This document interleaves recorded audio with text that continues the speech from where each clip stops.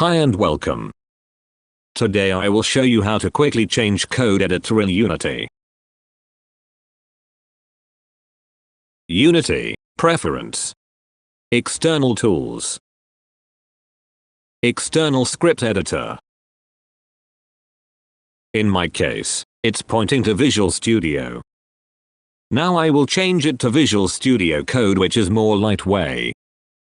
And another reason is Unity stopped support on Visual Studio for Mac version. Let's browse to Visual Studio Code location.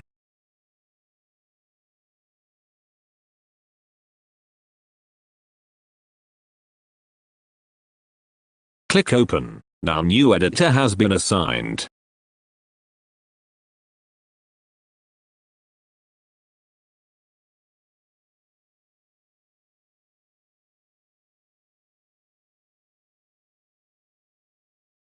You can open any script to see the change.